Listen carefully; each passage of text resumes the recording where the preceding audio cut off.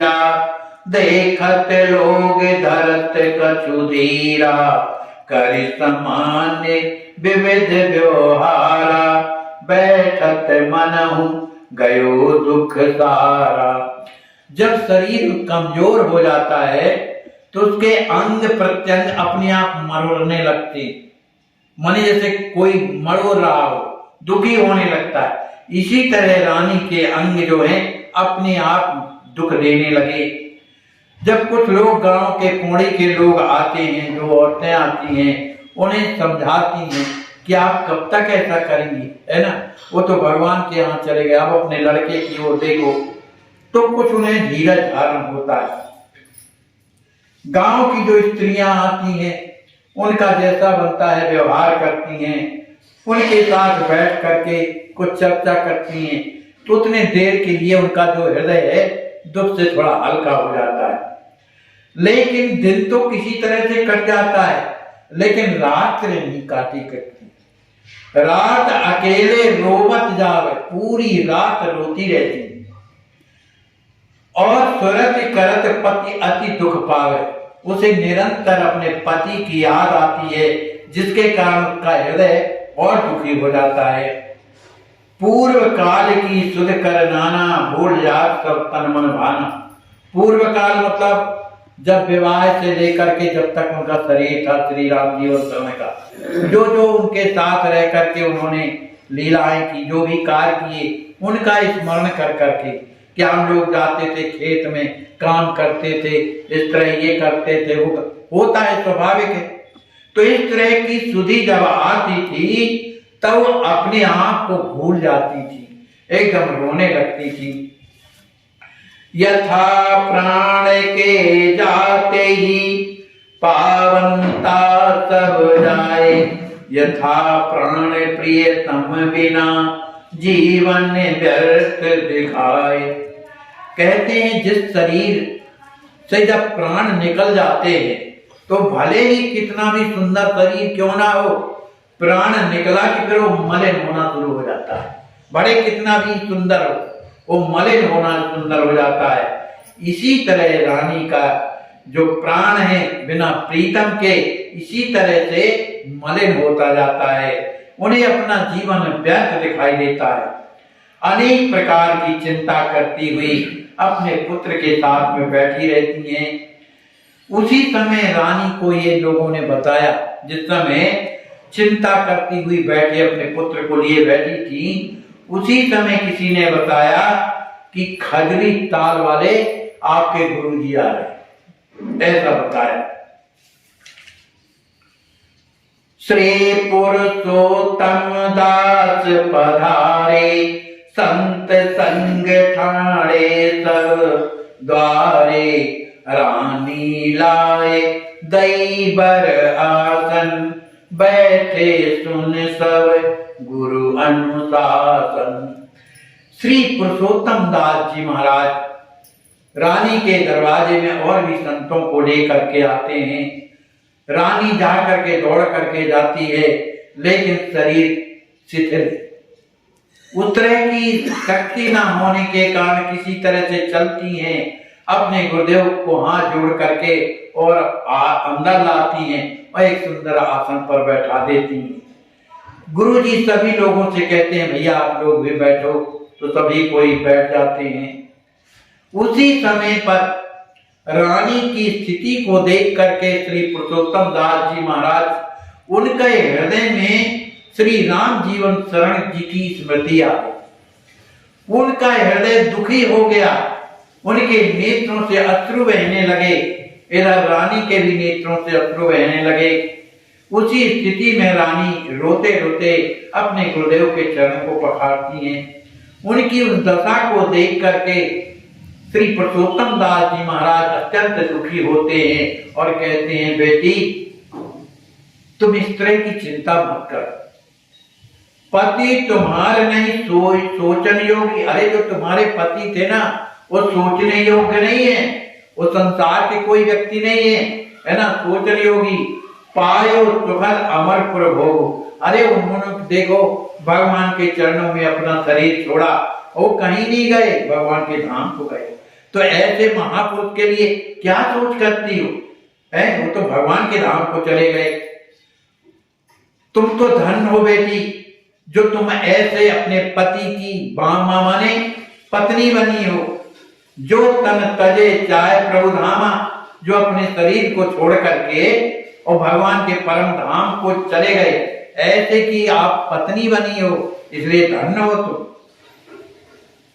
राम जीवन फल पाए, हम सब नाहक दिवस गमाए। जो करनी कर पूरी पधारे, सो नहीं आवे वचन हमारे। गुरुदेव कहते हैं कि श्री राम जीवन शरण जी ने अपने जीवन का जो फल है कि भगवान का दर्शन करते करते अपने जीवन का परित्याग कर दिया है ना, तो उनका जीवन तो धन्य है। अरे हम लोगों ने तो बिना काम के इस संसार में रह करके अपने समय को व्यतीत कर दिया। राम जीवन शरण ने अपने भगवान की कृपा का अनुभव किया, वहां जाकर के उनका दर्शन किया, संत महात्माओं का दर्शन किया। यह करनी कोई साधारण नहीं है, उनकी करनी बड़ी विशुद्ध है। और इन्हीं करनी के कारण वे कहाँ पहुंचे? पूरी माने पौड़ी में भी तो प्राण निकल सकते थे, लेकिन भगवान की कृपा, भगवान उन्हें अपने चरणों में बुलाना चाहते थे, इसलिए पूरी पधारे। लेकिन प्रभु जब पधारे, अब बताओ इसके बारे में हम क्या कह सकते हैं? ये भगवान की तो कृपा है, सो नहीं आवे वचन हमारे।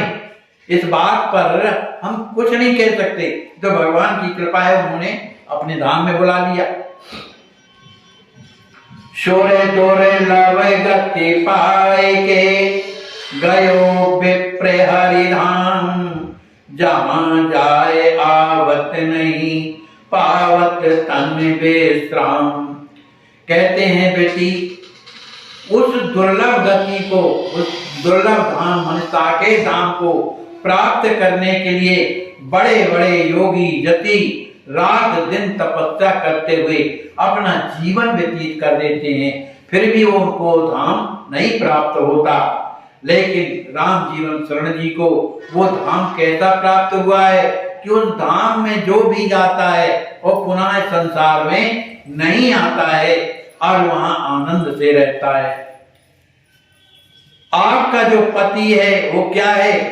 अविनाशी, अविनाशी है, जो नित्य है, मुक्त है, और क्या है? भगवान का परिकर है। उसी के कारण माने संसार में लोगों का कल्याण करने के निमित्त ही जग में आए, माने संसार में आए, सो सब पूर्ण कर सिधाए। उन्होंने संसार के प्रत्येक काम को करते हुए और भगवान के धाम को चले गए। जगन्नाथ जगदीश्वर स्वामी, भक्त कल्प तरु अंतर्यामी। अरे जगन्नाथ भगवान जो है क्या है? जगदीश्वर, संपूर्ण संसार के त्रैलोक के ईश्वर हैं, सबके मालिक हैं, स्वामी हैं, और अपने भक्तों को के हृदय की जो भावनाएं हैं उनको पूर्ण करने वाले हैं। क्यों? क्योंकि वो अंतर्यामी भी है। इसीलिए उन्होंने राख लियो निज शरण मधाई। इसीलिए श्री राम जीवन शरण जी को पौड़ी से बुला करके उन्होंने अपने शरण में रख दिया। करिए सदा तोर रखवारी। तो जिन प्रभु ने तुम्हारे पति को अपने चरणों में आश्रय दिया, वही परमात्मा तुम्हारी भी रक्षा करेंगे, तुम्हारी रखवाली करेंगे। नदी नाव संयोग अनूपा, मिलत जीव से जीव स्वरूपा। कहते हैं नदी में जैसे नावें चलती, तो कुछ लोग इसमें बैठे रहते हैं और भी नाव में दूसरे बैठे रहते हैं, वो कभी कभी नाव एक दूसरे से जुड़ जाती हैं, संयोग हो जाता है, फिर वियोग हो जाता है। इसी तरह से जीव है, वो कभी किसी की पत्नी बना, किसी का पति बना, किसी का पुत्र बना, ये संयोग वियोग चलता रहता है। जल बिच नाव सदा मंडरावे, तदा विभून नहीं अंतरा। भले रात दिन नाव रात दिन जल में रही आती है, दौड़ती रहती है, लेकिन उसी के अंदर कभी जल एक बूंद भी नहीं आता। इसी तरह से जो भगवान के भक्त होते हैं, जो भगवान के स्वजन होते हैं, इस संसार में रहते हुए भी कमल के पत्र के समान है कि उन्हें पानी प्रभावित नहीं कर पाता। इसी तरह से राम जीवन शरण थे कि संसार में रहते हुए भी वो निर्लिप्त होकर के भगवान के धाम को चले गए। हरि सेवक हरि की रुचि राखी। हरि सेवक क्योंकि भगवान के सेवक थे तो उन्होंने भक्ति की रुचि को राखा। रहे पुरी जगदीश्वर साथी और वह पुरी में पहुंच गए। उसके साक्षी कौन है? स्वयं भगवान जगन्नाथ, कि उन्होंने अपने शरण में ही उनके अपने धाम को भेज दिया। धाम गवन उद्देश्य में हर इच्छा बलवान, राखे चरण समीप प्रभु करने हेत कल्याण। उन्होंने प्रभु ने जो उन्हें अपने धाम में बुला लिया, इनमें कोई राम जीवन शरण जी का पुरुषार्थ नहीं है। वो तो हर इच्छा भगवान ने चाहा इसलिए वो गए। उन्होंने अपने चरणों में समीप में रख करके उनका कल्याण करना था, इसलिए उन्होंने अपने शरण में बुला करके श्री राम जीवन शरण जी का कल्याण कर दिया। इसलिए देवी उनके लिए सोच मत करो। बोलिए श्री सीताराम जी महाराज की जय, श्री हनुमान जी महाराज की जय, सब संत भगवान की जय। जय जय सीताराम। श्री व्यास जी महाराज की जय। सीताराम।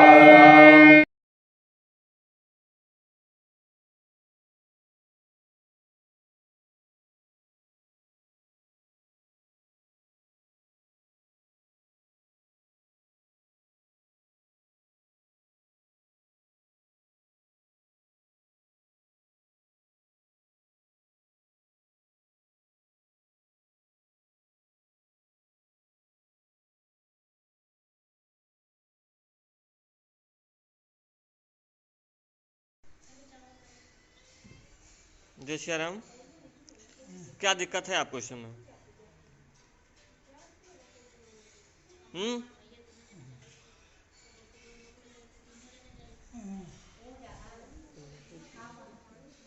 जय श्री राम। क्या दिक्कत है इस समय?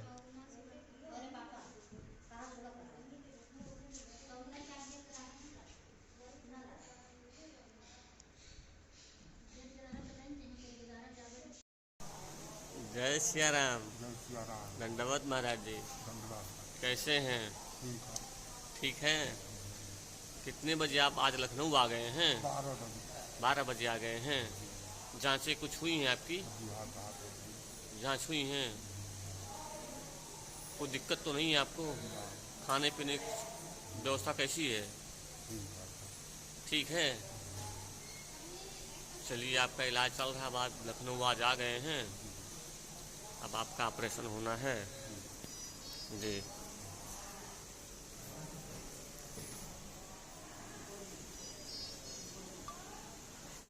ऐसे आज भी हजारों लाचार वृद्ध अस्वस्थ हालात में पड़े हुए तड़पते ईश्वर अल्लाह से मना रहे हैं कि अब मैं जीना नहीं चाहता, सहा नहीं जाता, मुझे ले चलो। आइए, अगर आपके दिल में ऐसों के प्रति दर्द है तो ट्रस्ट के साथ मिलकर अपने अवकाश प्राप्त समय का दान देकर अपनी बौद्धिक योग्यता का, अपने धन का सच्चा सदुपयोग करके इनका दर्द मिटाएं और उस परम पिता परमेश्वर अल्लाह गॉड का प्यार प्राप्त करें। नवजन